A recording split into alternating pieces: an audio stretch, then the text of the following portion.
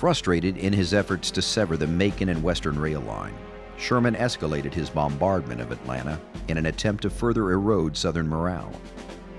On one day alone, some 5,000 shells fell on the city. Sherman informed his superiors in Washington, "Whether we get inside Atlanta or not, it'll be a used-up community by the time we're done with it." Sherman commanding. While the siege of Atlanta ground on through August, the Federal commander had not lost his designs on the vital Macon and Western Rail Line. On the 25th of August, Sherman set in motion a grand movement by his right flank.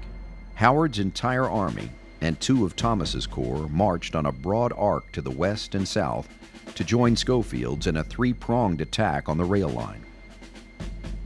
With Wheeler's cavalry off on a raid on the Union supply lines, Hood had no real intelligence on what Sherman was doing. When Hardee and Stephen Lee's corps arrived at Jonesboro, 15 miles south of Atlanta, they realized the magnitude of the Yankee threat. Hardee attacked the vanguard of Howard's army on August 31st, but was repulsed and lost 1,700 men. With the situation getting out of hand, Hood ordered Lee back to Atlanta. He believed that the Union presence was nothing more than a diversion. He left Hardee to fight a rearguard action. On September 1st, Howard and Thomas closed in on the isolated corps of Hardee. A Mississippi artilleryman remembered, "It was a grand and fearful sight to see the great army coming like a monster wave to engulf us." James Stone, 15th Mississippi. The Southern line was crushed and, as Sherman put it, rolled up like a piece of paper. The debacle at Jonesboro sealed the fate of Atlanta.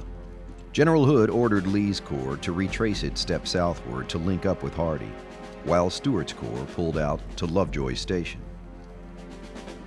In the early morning of September 2nd, factories, mills, supply depots, and anything of value that could not be carried were put to the torch to prevent them from falling into Yankee hands.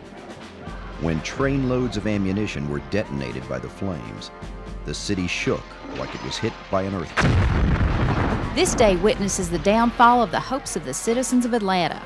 9 o'clock comes and we retire for the night, but sleep and rapid and loud explosions soon interrupted dreams. On arising, the heavens were in a perfect glow, while the atmosphere seemed full of flaming rockets. Crash followed by crash, and swift-moving locomotives were sent in pieces, and the never-tiring metallic horses lay powerless, while sparks filled the air. Mary Rawson, Atlanta resident.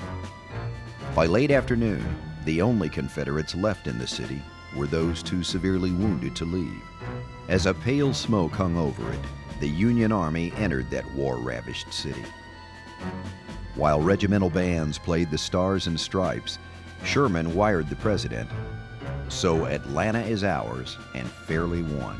While Sherman's troops rested, Hood began shifting his army to Palmetto, 20 miles west of Lovejoy Station. 4 days later, Jefferson Davis arrived to assess the condition of the Confederate forces and to confer with Hood on his future plans. Davis was pleased to learn that Hood was eager to resume the offensive. The president sanctioned the move. On September 29th, Hood led the remainder of the Army of Tennessee, which was 40,000 men strong, north across the Chattahoochee River to strike the Union supply line. The move caught the Federal commander off guard. Sherman was not sure if the move was a large-scale raid or an assault on Chattanooga. "I cannot guess his movement as I could those of Joe Johnson, who was a sensible man and only did sensible things." By the end of October, Hood was at Gadsden, Alabama. He had laid waste to more than a dozen Federal supply depots. Fired with confidence, Hood won approval for a new audacious campaign. The Army would cross the Tennessee border and capture Nashville and free Tennessee from Yankee occupation. If all went well, they would continue on into Kentucky and carry the war to the border of Ohio. While Hood prepared to embark on his daring enterprise, Sherman made a fateful decision of his own. The Federal commander lost interest in Hood. "If he will go to the Ohio River, I'll give him rations. My own business is down south." Dispatching Thomas to Chattanooga and bolstering the Tennessee defenses with 2 corps, Sherman retraced his steps to Atlanta.